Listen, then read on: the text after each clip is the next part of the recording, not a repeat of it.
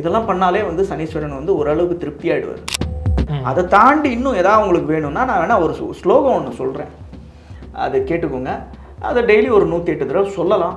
சொன்னீங்கன்னா நிச்சயமாக வந்து உங்களுக்கு வந்து இதோட வீரியம் நிச்சயமாக குறையும். திருநள்ளாறுலேருந்து ஒரு அறிக்கையை விட்டுருக்காங்க. வர்ற 29ஆம் தேதி சனிப்பெயர்ச்சி கிடையாது, அது வந்து அடுத்த வருஷம் தான் வருது, அதோட தேதி பின்பு அறிவிக்கப்படும் அப்படிங்கிற மாதிரி ஒரு அறிக்கை வந்திருக்கு. இப்போ சனிப்பெயர்ச்சி இந்த வருஷம் இருக்கா இல்லையா? பெயர்ச்சி ஆகிறது ஒரு ராசிக்கு தான், ஆனால் 12 ராசி இருக்குது. இப்போ மேஷ ராசிக்கு வந்து 12ஆம் இடத்துல வராரு, ரிஷப ராசிக்கு வந்து 11ஆம் இடத்துல வராரு, மிதுன ராசிக்கு வந்து 10ஆம் இடத்துல வராரு, கடக ராசிக்கு வந்து இப்போ அஷ்டமஸ்தானத்துலேருந்து 9ஆம் இடத்துக்கு போகிறாரு. ஸோ இந்த மாதிரி ஒவ்வொரு ராசிக்கும் ஒவ்வொரு இடத்துக்கு வராரு இல்லையா? ஸோ அதுக்கேற்ற பலன்களை கொடுப்பார். இந்த ராசியை பொறுத்த வரைக்கும், அதாவது இந்த கோச்சாரத்தை பொறுத்த வரைக்கும் 3 மேஜர் பிளானட்ஸ் இருக்குது. மேஷ ராசியை பொறுத்த வரைக்கும் அவங்களுக்கு இப்போ வந்து 7.5 சனி ஆரம்பிக்க போகுது 29ஆம் தேதியிலேருந்து. அதுக்குண்டான எஃபெக்டை வந்து முன்னாடியே அவர் காமிக்க ஆரம்பிச்சிருப்பார். இந்த 12 ராசியில் ரிஷப ராசிக்கு தான் ஜாக்பாட் இந்த சனி பயிற்சியை பொறுத்த வரைக்கும். ஏன்னா ரிஷப ராசிக்கு வந்து சனி வந்து ராஜயோக காரகன். சிம்ம ராசிக்கு மோசமாக இருக்குன்னு சொல்கிறதுக்கான காரணம் என்னன்னு கேட்டிங்களா? வாக்குஸ்தானத்தில், அதாவது பாத சனியாக போய் உட்காந்துருக்கார். வாக்குஸ்தானத்தில் சனீஸ்வரன் இருக்கிறதுனால பேச்சில் ரொம்ப கேர்ஃபுல்லாக இருக்கணும். தேவையில்லாத வார்த்தைகளை விட்டால் தேவையில்லாத பிரச்சனைகள் வரதான் செய்யும். ஜென்ரலாக மீனராசிக்காரங்களுக்கு நான் சொல்ல வேண்டியது என்னென்னா, இப்போது இந்த ரிச் டாட் புவர் டாடோட ஆத்தர் இருக்கார் இல்லையா, ராபர்ட் கியோசாக்கி, அவர் வந்து சொல்லியிருக்காரு, உலகத்தில் ஒரு மிகப்பெரிய பொருளாதார வீழ்ச்சி நடக்க போகுது. சனீஸ்வரனை வந்து யாராலையுமே கட்டுப்படுத்த முடியாது, அந்த ஈஸ்வரனால கூட கட்டுப்படுத்த முடியாது. சனி கொடுப்பதை எவனாலும் தடுக்க முடியாது, சனி கெடுப்பதையும் எவனாலும் தடுக்க முடியாது.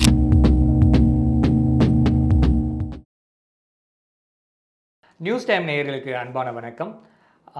ஜோதிடம் அப்படிங்கிறது நம்மளோட வாழ்க்கையில் ரொம்பவே ஒரு இன்றியமையாத ஒரு விஷயமா இருக்குது. இந்த ஜோதிடத்திலேயே வந்து மக்கள் பார்த்து பயப்படக்கூடிய ஒரு விஷயம் அப்படின்னா சனீஸ்வரர் தான். சனிப்பெயர்ச்சி அப்படின்னாவே எல்லாருமே ஒரு பயத்தோடு இருக்காங்க. இந்த சனிப்பெயர்ச்சியோட பலன்கள் பற்றி தான் இப்போ நம்ம பார்க்க போகிறோம். நம்ம கூட நடிகர் ஸ்ரீதர் கோபால் நம்ம கூட இணைஞ்சிருக்காங்க. வாங்க அவங்க கூட சேர்ந்து நிறைய விஷயங்கள் கேட்டு தெரிஞ்சுக்கலாம். வணக்கம் ஸ்ரீதர். வணக்கம் யோகேஷ், மறுபடியும் உங்களை சந்திக்கிறதுல ரொம்ப சந்தோஷம். சொல்லுங்கள், எப்படி இருக்கீங்க? ரொம்ப சந்தோஷம், மகிழ்ச்சி, ரொம்ப நல்லா இருக்கும். அதாவது ஜோதிடம் அப்படிங்கிறது வந்து பார்த்திங்கன்னா ஒரு பெரிய கலை. ஆயக்கலைகள் 64 ஜோதிட கலையும் ஒரு முக்கியமான கலை. அதை வந்து நீங்கள் முறைப்படி மட்டும் இல்லை, ஜோதிடம் ஒரு கடல். கண்டிப்பாக கடல் அண்ட் கலை அப்படின்னு கூட சொல்லலாம். ஸோ இந்த ஜோதிடத்தை வந்து நீங்கள் முறைப்படியாக கற்று இன்றைக்கி நிறைய பேருக்கு வந்து ப்ரிடிக்ஷன் பண்ணிகிட்ருக்கீங்க. ஜோதிடத்தில் மிக முக்கியமான விஷயம் அப்படின்னா, பயப்படக்கூடிய விஷயம் அப்படின்னா சனிப்பெயர்ச்சி தான். எல்லாருக்குமே ஒரு சின்ன ஒரு பயம் இருக்குது. எனக்கு 7.5 சனி ஆரம்பிச்சிடுச்சு, எனக்கு இத்தனாவது இடத்துல சனி இருக்காரு அப்படின்னா, அந்த சனிங்கிற ஒரு கிரகத்தை பார்த்தாவே எல்லாருமே ஒரு பயப்படுவாங்க. எதனால அது என்ன காரணம்னு கேட்டிங்களன்னா, மற்ற கிரகத்தை வந்து நீங்கள் வந்து ஓரளவுக்காவது வந்து காம்ப்ரமைஸ் பண்ணிடலாம், சனீஸ்வரனை காம்ப்ரமைஸ் பண்ண முடியாது. அதாவது இந்த ஈஸ்வர பட்டம்ங்கிறது வந்து உலகத்திலேயே 2 பேருக்கு தான் வழங்கப்பட்டிருக்கு. ஒன்று ராவணேஸ்வரன், இன்னொன்று சனீஸ்வரன். காரணம் என்னன்னு கேட்டிங்கன்னா, ராவணேஸ்வரன் வந்து ஆயக்கலை 64லையும் தேர்ச்சி பெற்றவன்.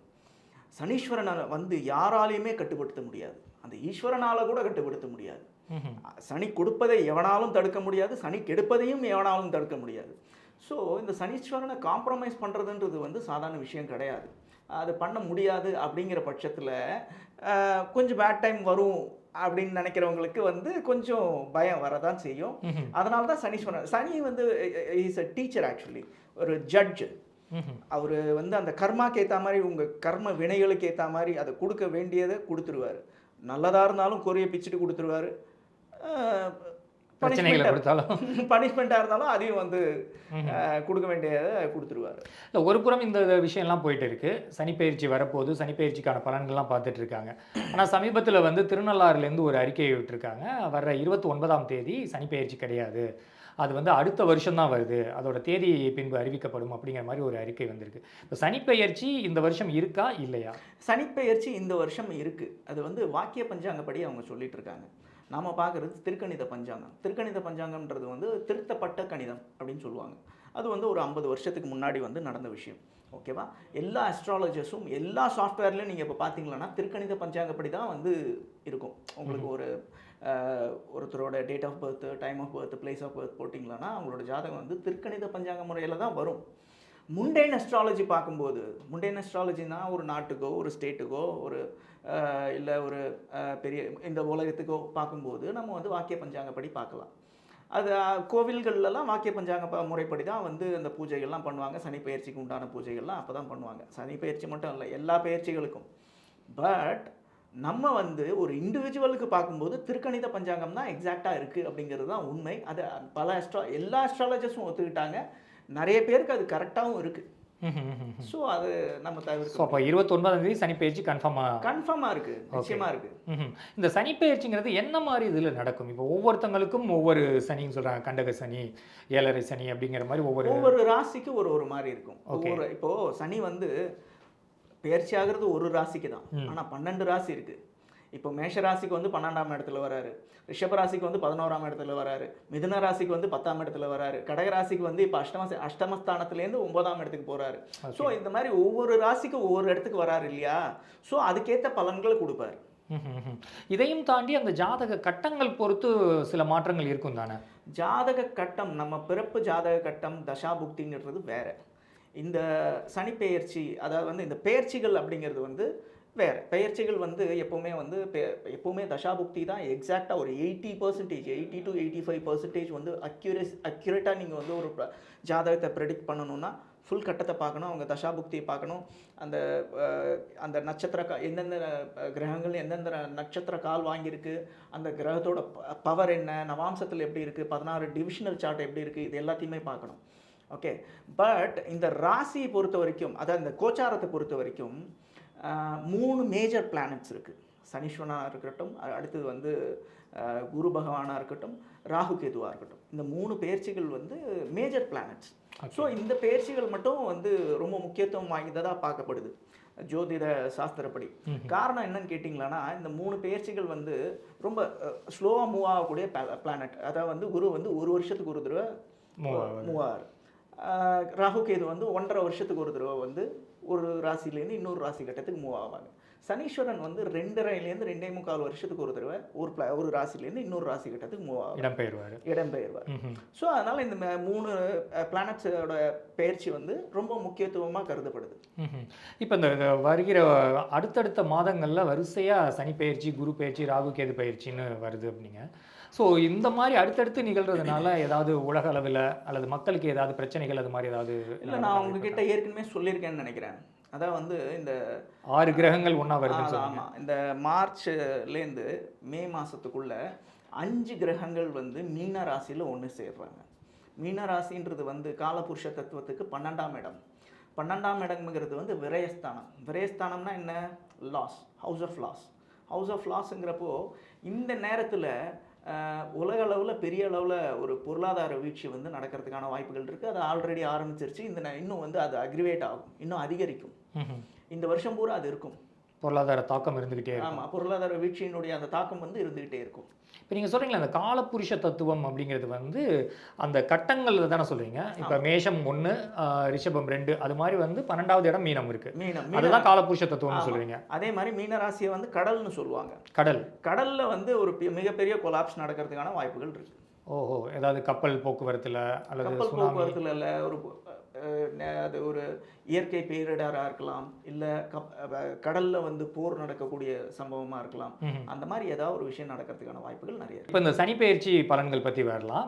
மேஷ ராசிக்கு இந்த சனிப்பெயர்ச்சி எப்படியான பலன்கள்லாம் கொடுக்கும்? மேஷ ராசியை பொறுத்த வரைக்கும் அவங்களுக்கு இப்போ வந்து 7.5 சனி ஆரம்பிக்க போகுது 29ஆம் தேதியிலேருந்து. அதுக்குண்டான எஃபெக்டை வந்து முன்னாடியே அவர் காமிக்க ஆரம்பிச்சிருப்பார். முதல்ல மேஷராசிக்காரங்க வந்து கால்கள் சம்மந்தப்பட்ட விஷயத்தில் ரொம்ப கேர்ஃபுல்லாக இருக்கணும். ஏன் கால்கள் சம்மந்தப்பட்ட விஷயத்தில் ரொம்ப கேர்ஃபுல்லாக இருக்கணும் அப்படின்னு சொல்கிறேன்னா, பொதுவாக வந்து பாத சனி வரும்போது தான் கால்கள் சம்மந்தப்பட்ட விஷயத்தில் கேர்ஃபுல்லாக இருக்கணும், காலில் அடிபடும்னு சொல்லுவாங்க. நம்ம ராசி கட்டத்தை பொறுத்த வரைக்கும் ஒவ்வொரு ராசிக்கு இப்போது லக்னம் வந்து தலைன்னு சொல்லுவாங்க, லக்னத்துக்கு அடுத்தது 2ஆம் இடத்த வந்து கண்கள்னு சொல்லுவாங்க, அடுத்தது வந்து வாக்குஸ்தானம்னு சொல்லுவாங்க, அதே மாதிரி 6ஆம் இடம் வந்து வயிறுன்னு சொல்லுவாங்க.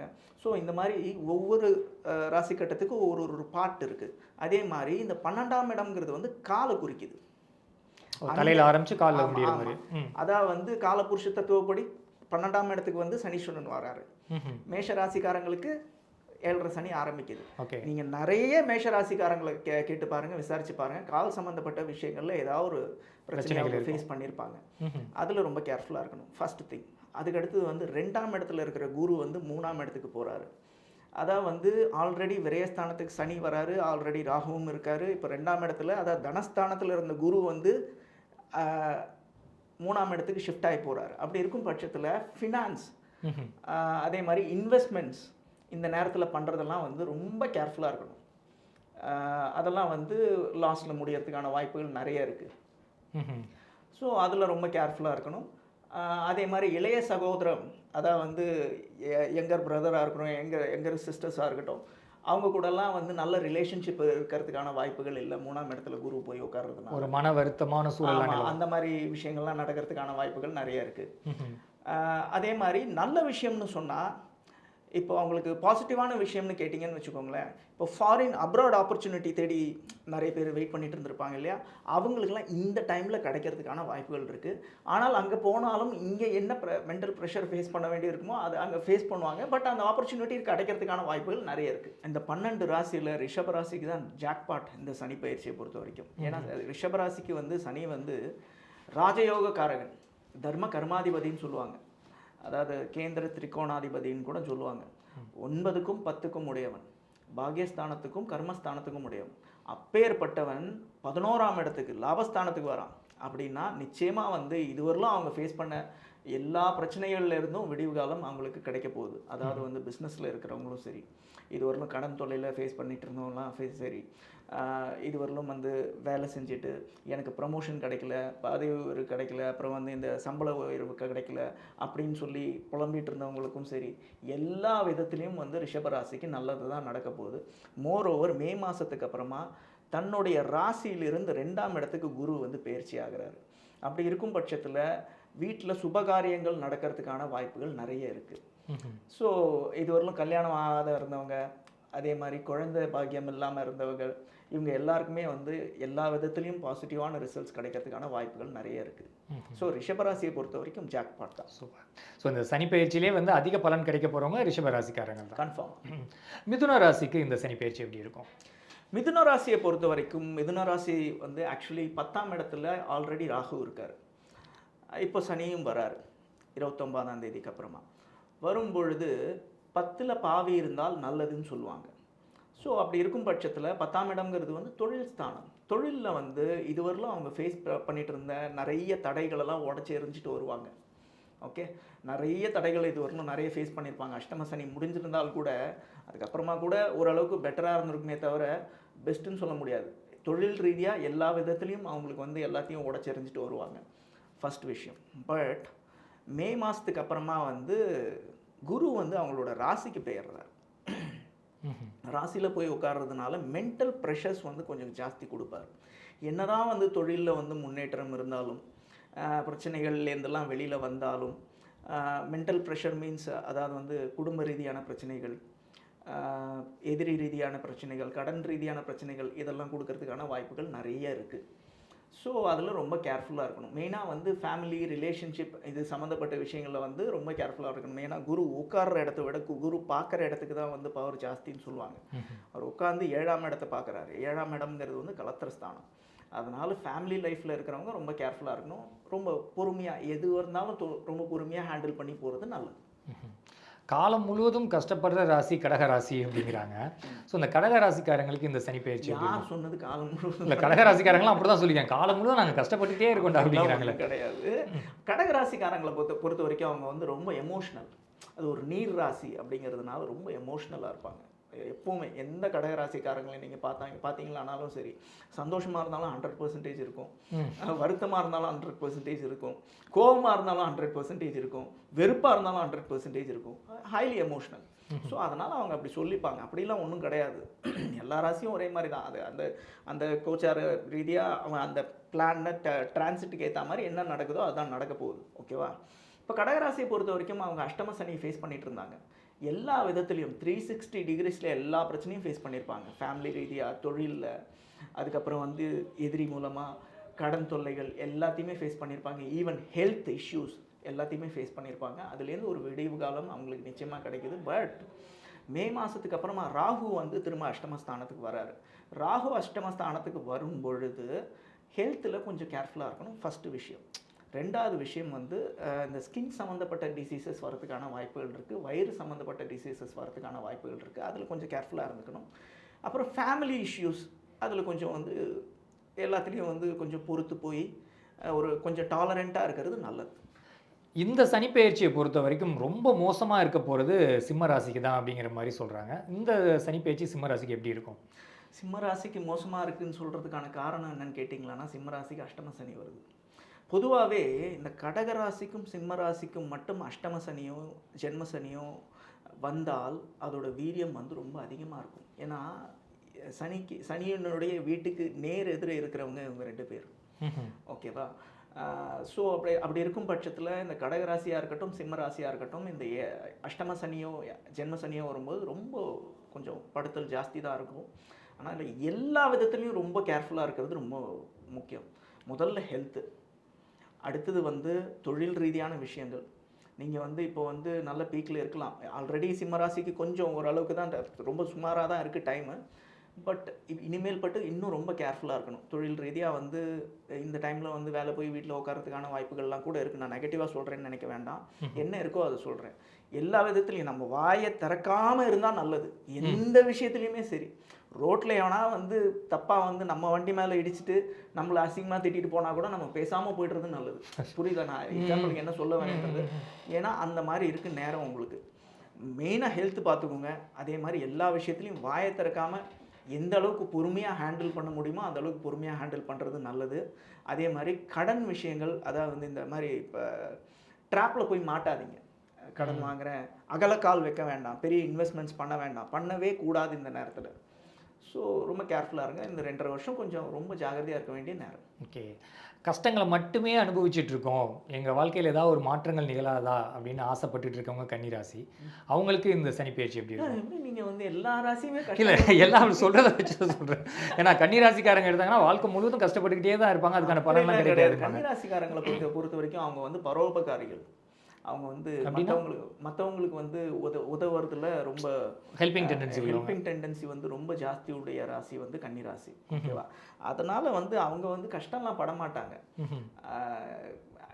அது ஏன் அப்படி நினைக்கிறீங்கன்னு எனக்கு தெரியல. நீங்கள் கன்னிராசியோ? இல்லை, பொதுவாக சொல்கிறது அப்படிலாம் கிடையாது. கஷ்டப்பட்டுட்டுலாம் அங்கே லைஃப்லாம் கஷ்டப்பட்டுட்டுலாம் இருக்க மாட்டாங்க. இது வரலாம் அவங்களுக்கு வந்து 6ஆம் இடத்துல சனி இருந்தார். சனி எந்த இடத்துல போய் உட்கார்ந்தாலும் அந்த இடத்தினுடைய அந்த தன்மையை வந்து சப்ரஸ் பண்ணுவார்.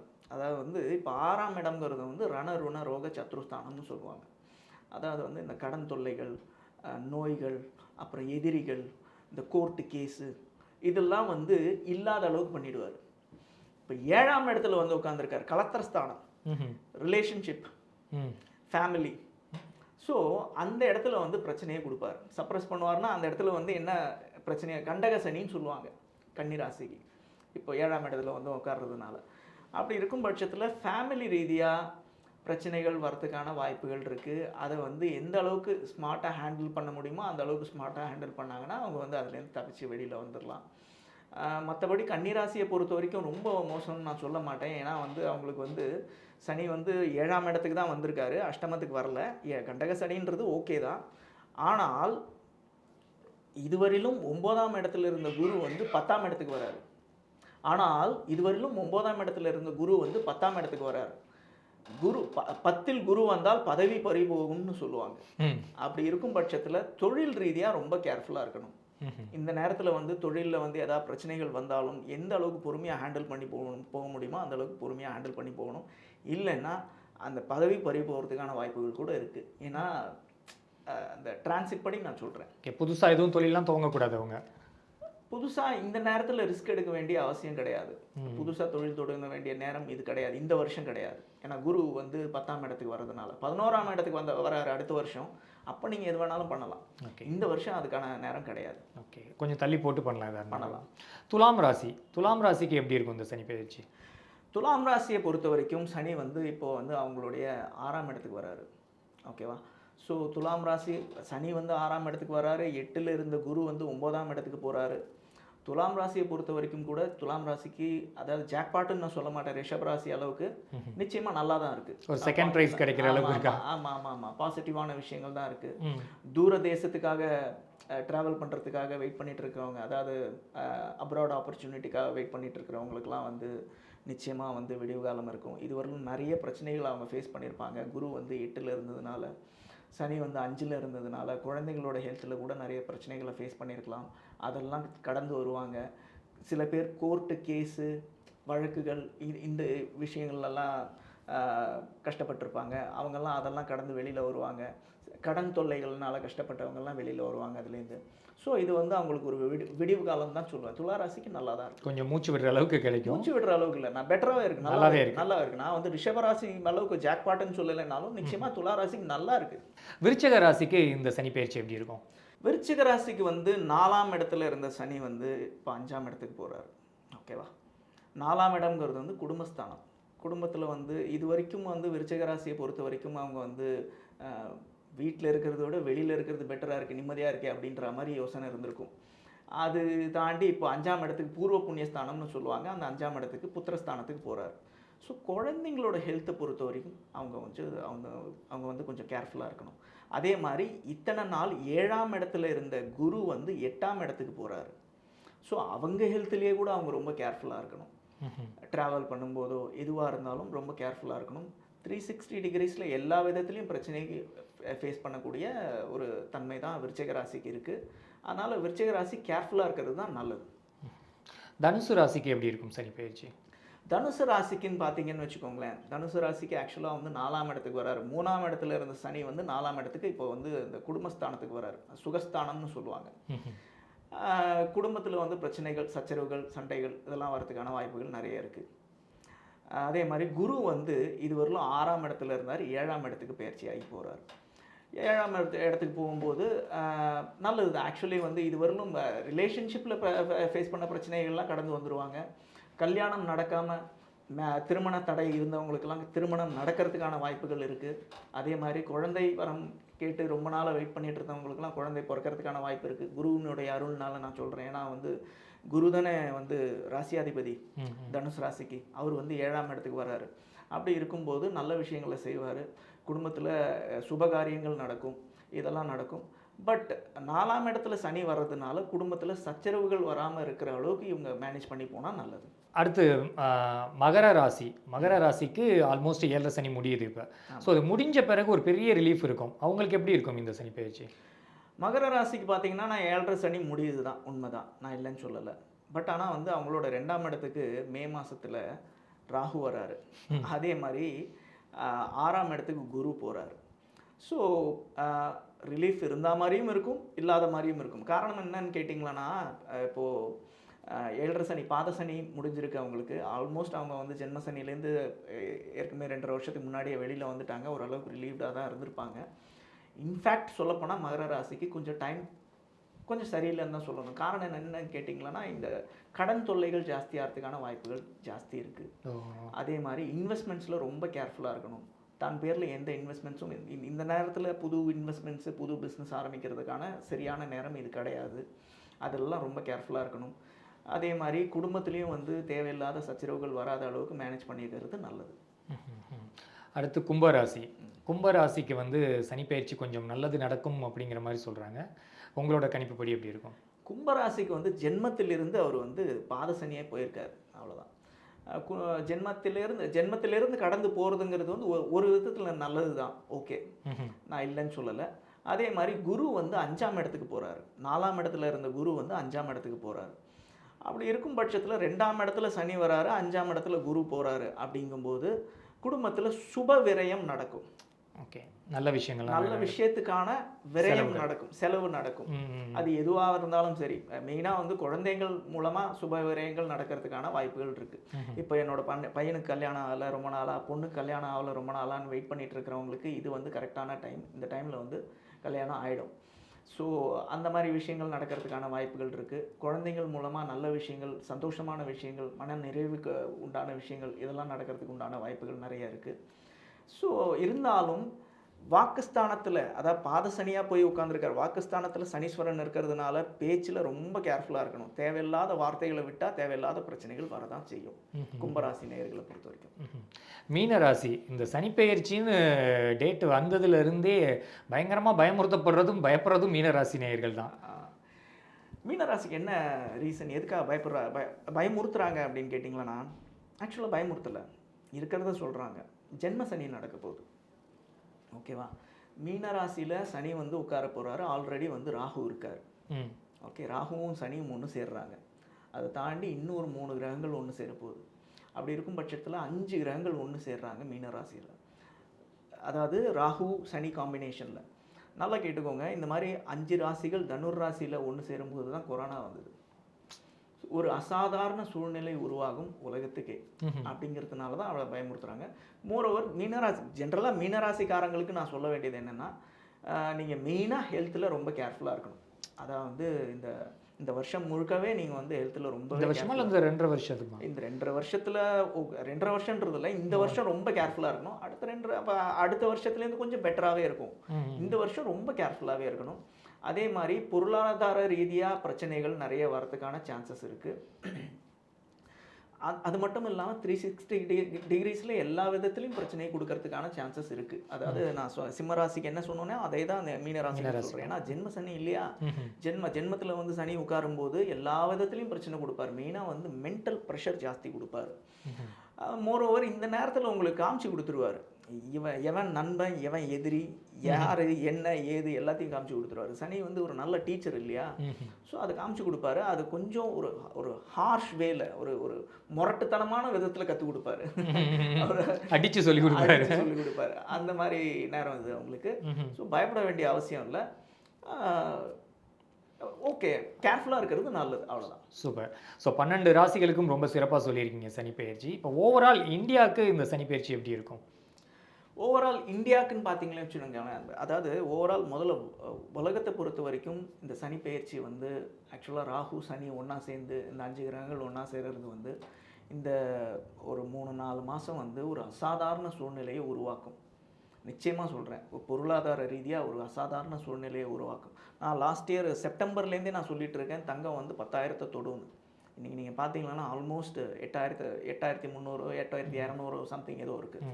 8,000 கிராஸ் பண்ணிடுச்சு. 8,200 கிராஸ் பண்ணிடுச்சு. இந்த வருஷம் இன்னும் மார்ச் கூட முடியல. ஸோ எதனால் நான் அப்படி சொன்னேன்னா, இதை மனசில் வச்சு தான் சொன்னேன். ஒரு அசாதாரண சூழ்நிலை உருவாகும், ஒரு பெரிய பொருளாதார வீழ்ச்சி உருவாகும். பொருளாதார வீழ்ச்சி உருவாகும் போது மக்கள் தங்கத்தில் தான் கொண்டு போய் இன்வெஸ்ட் பண்ணுவாங்க. ஓகே, அதை பேஸ் பண்ணி தான் நான் சொன்னேன். இப்போது இந்த ரிச் டாட் புவர் டாடோட ஆத்தர் இருக்கார் இல்லையா, ராபர்ட் கியோசாக்கி, அவர் வந்து சொல்லியிருக்காரு, உலகத்தில் ஒரு மிகப்பெரிய பொருளாதார வீழ்ச்சி நடக்க போகுது. அதாவது 1929 ஒரு பொருளாதார வீழ்ச்சி நடந்தது. அதாவது கிரேட் ரிசெஷன்னு சொல்லுவாங்க. அப்போது வந்து இந்த அமெரிக்கன்ஸ்லாம் கூட ரொம்ப கஷ்டப்பட்டாங்க. தெரு முனையில் சிக்கன் சூப் கொடுப்பாங்களாம், அது சாப்பிட்டு தான் பொழைச்சிட்டு இருந்தாங்க. ஸோ அந்த மாதிரி வந்து ஒரு பொருளாதார வீழ்ச்சி வர்றதுக்கான வாய்ப்புகள் இருக்குது அப்படின்னு சொல்லி ராபர்ட் கியோசாக்கி இப்போ சொல்கிறாரு. ஸோ இது அதுக்குண்டான நேரம் தான். நம்ம எல்லா விதத்துலையும் கேர்ஃபுல்லாக இருந்துக்கணும். பணத்தை சேர்த்து வச்சுக்க வேண்டிய நேரம் இது. ஓகே, பணத்தை விரைய பண்ணாமல் சேர்த்து வச்சுக்க வேண்டிய நேரம் இது. எது வேணாலும் நடக்கலாம். இப்போ வந்து இப்போ சாஃப்ட்வேர் கம்பெனிஸ்லாம் ஆல்ரெடி லே ஆஃப்ஸ் வந்து ஆரம்பித்தாச்சு. சாஃப்ட்வேர் கம்பெனிஸ்லாம் அவங்களோட நிலங்களை விற்க ஆரம்பிச்சிட்டாங்க. ஸோ எது வேணாலும் போய் முடியும்னு தெரியல, எங்கே போய் முடியும்னு தெரியல. மோரோவர் இந்த மாதிரி பெரிய பெரிய எக்கனாமிஸ்டெல்லாம் வந்து இந்த மாதிரி விஷயங்கள்லாம் சொல்லும்போது இன்னும் கொஞ்சம் பயம் ஜாஸ்தி தான் ஆகுது. பட் இது நான் போன வருஷமே கணிச்சேன். ஏன்னா அக்கார்டிங் டு வேதிக் அஸ்ட்ராலஜி இந்த மாதிரி ஒரு சூழ்நிலை ஏற்படுங்கிறது எனக்கு தெரியும். பட் அவர் என்ன சொல்கிறாருன்னா, இது ஒரு கிரேட் ரிசெஷன் லெவலுக்கு போகும் அப்படின்னு சொல்கிறாரு. பார்க்கலாம் என்ன நடக்குது. ஸோ இந்த சனிப்பெயர்ச்சிக்கும் தமிழக அரசியலுக்கும் ஏதாவது சம்மந்தம் இருக்கா? அதில் ஏதாவது மாற்றங்கள் நிகழுமா? தமிழக அரசியலை பொறுத்த வரைக்கும் ஓரளவுக்கு ரிலீஃப் கிடைக்கும். பொருளாதாரத்தை பொறுத்த வரைக்கும் ரொம்ப டஃப்பாக தான் இருக்கும். ஓரளவுக்கு ரிலீஃப் கிடைக்கும். அதாவது என்ன சொல்கிறது, இதுவரையிலும் நிறைய பிரச்சனைகளை ஃபேஸ் பண்ணிட்டு இருந்திருப்பாங்க தமிழ்நாடு கவர்மெண்ட். அதுலேருந்து கொஞ்சம் ரிலீஃப் கிடைக்கும். ஏன்னா வந்து தமிழ்நாடு தான் கடகராசின்னு சொல்லுவாங்க. அஷ்டம சனி முடிஞ்சு, ஆனால் ராகு திரும்ப வராருன்னு வச்சுக்கோங்க அஷ்டமஸ்தானத்துக்கு. இருந்தாலும் அஷ்டம சனி முடிஞ்சு சனி கடந்து போகிறதுனால தமிழ்நாடை பொறுத்த வரைக்கும் ஒரு ப்ரீதிங் பீரியடுன்னு சொல்லலாம், ஒரு பெருமூச்சு விட்டுக்கலாம், அந்த மாதிரி டைம் தான் அது. இப்போ இந்த சனிப்பெயர்ச்சி ஒரு பக்கம் நடக்குது, அடுத்தடுத்து குரு பெயர்ச்சி, ராகு கேது பெயர்ச்சி நடக்குது. இந்த சனிப்பெயர்ச்சி ஏதோ ஒரு பாதகத்தை கொடுத்தாலும், குரு பெயர்ச்சியும் ராகு கேது பெயர்ச்சியும் ஏதாவது ஒரு சில நன்மைகள் கொடுக்கக்கூடிய ராசிகள் இருக்கா? இல்லை, அதுதான் நான் உங்களுக்கு சொன்னேன். ஒரு சில ராசிகளுக்கு மட்டும்தான் அந்த மாதிரி நன்மைகள் இருக்குது. இப்போ கும்ப ராசிக்கு நான் ஃபார் எக்ஸாம்பிள் நான் உங்களுக்கு சொல்லியிருந்தேன். பாத சனி நடந்தாலும் குரு வந்து 5ஆம் இடத்துக்கு போகிறாரு. தனஸ்தானம், அதாவது வந்து 2ஆம் இடம்ன்றது வந்து தனஸ்தானம், 5ஆம் இடம்ன்றது வந்து பூர்வ புண்ணியஸ்தானம். வீட்டில் வந்து ஏதாவது சுப விரயம் நடக்கிறதுக்கான வாய்ப்புகள். ஓகே. ஸோ அந்த மாதிரி போயிடும். ஆமாம், அந்த மாதிரி ஸோ இது மாதிரி கெடுதல் அப்படின்னா இந்த சனிப்பெயர்ச்சி வந்து நன்மையை கொடுத்து, ராகு கேது பெயர்ச்சி வந்து ரொம்ப ரொம்ப ரொம்ப டஃப்பாக இருக்கிற ராசிகள் எது எதுன்னு நீங்கள் கேட்குறீங்க மெயினாக. 2 ராசிகள் ரொம்ப டஃப்பாக இருக்குது, அதை நான் கன்ஃபார்மாக சொல்லுவேன். மீனமும் சிம்மமும். மீனமும் சிம்மமும் வந்து ரொம்ப டஃப்பானது இருக்குது. எல்லா விதத்துலையும் அவங்க ரொம்ப கேர்ஃபுல்லாக இருக்கணும். தேவையில்லாத வார்த்தைகளை விடக்கூடாது. எல்லா விதத்துலையுமே கேர்ஃபுல்லாக இருக்கணும். எல்லாத்தையுமே பொறுத்து போகிறது நல்லது. இது வந்து ரொம்ப டஃப்பான டைமு, ஒரு டஃப்பான ஃபேஸ் அவங்க ஃபேஸ் பண்ண போகிறது. என்னதான் தசாபுக்திகள் வந்து அவங்களுக்கு நல்லா இருந்தாலும் இது இந்த அஷ்டம சனியும் இந்த மீன சனி அதாவது ஜென்ம சனியும் வந்து கொஞ்சம் பாதிப்பு கொடுக்க தான் செய்யும். இன்னும் தசாபுக்திகள் மோசமாக இருந்தால் அதோட விளைவுகள் இன்னும் மோசமாக அதிகமாக இருக்கும். ஆமாம். சரி, இதுக்கு வந்து ஏதாவது பரிகாரங்கள் இல்லை ஏதாவது புண்ணிய தலங்களுக்கு போனால் ஏதாவது கொஞ்சம் குறைய வாய்ப்புகள் இருக்கா? காமனாக எல்லாருமே சனிப்பெயர்ச்சி அல்லது சனீஸ்வரரை வணங்கணும் அப்படின்னா என்ன மாதிரியான பூஜைகள் செய்யணும், இல்லை என்ன மாதிரியான பரிகாரங்கள் செய்யணும்? சனீஸ்வரனை வணங்கணுன்றதை விட சனீஸ்வரனை நீங்கள் காம்ப்ரமைஸ் பண்ணணும்னா என்ன பண்ணணும்னா, இந்த கால் ஊனமாக இருக்கிறவங்களுக்கு சனிக்கிழமைகளில் சாப்பாடு வாங்கி கொடுக்குறது. சனிக்கிழமைகள்ன்றது இல்லை, எப்போ பார்த்தாலும் அவங்களுக்கு சாப்பாடு வாங்கி கொடுக்குறதோ, பணம் கொடுக்குறதோ, அவங்களுக்கு ஏதோ ஒரு ஹெல்ப் பண்ணுறதோ, இல்லை இந்த துப்புரவு தொழிலாளிகள்லாம் இருக்காங்க இல்லையா, அவங்களுக்கு ஹெல்ப் பண்ணுறது, அப்புறம் வந்து காகத்துக்கு சாப்பாடு வைக்கிறது, இதெல்லாம் வந்து சனீஸ்வரனுக்கு ரொம்ப பிடிச்ச விஷயங்கள். ஓகே, இதுதான் சனீஸ்வரன்னா இவங்க தான் லேபர்ஸ்லாம் இருக்காங்க இல்லையா, அவங்களுக்கு வந்து ஹெல்ப் பண்ணுறது, இந்த கால் ஊனமாக இருக்கிறவங்களுக்கு உதவி பண்ணுறது, காகத்துக்கு சாப்பாடு வைக்கிறது, இதெல்லாம் பேசிக் பரிகாரங்கள். இதெல்லாம் பண்ணாலே வந்து சனீஸ்வரன் வந்து ஓரளவுக்கு திருப்தி ஆகிடுவார். ஓகே, அதை தாண்டி இன்னும் ஏதாவது உங்களுக்கு வேணும்னா நான் வேணால் ஒரு ஸ்லோகம் ஒன்று சொல்கிறேன், அதை கேட்டுக்கோங்க. அதை டெய்லி ஒரு 108 தடவை சொல்லலாம். சொன்னீங்கன்னா நிச்சயமாக வந்து உங்களுக்கு வந்து இதோட வீரியம் நிச்சயமாக குறையும். சொல்ல முடியும்னு நினைக்கிறவங்க சொல்லுங்கள். நீலாஞ்சன சமாபாசம் ரவிபுத்திரம யமாக்ரஜம் சாயாமார்த்தாண்ட சம்பூதம் தன்னமாமி சனைஸ்வரம்.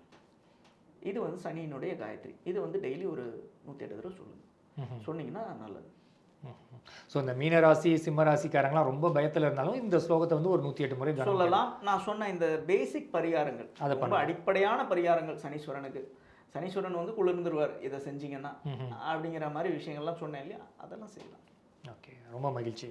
ரொம்ப நன்றி யோகேஷ்.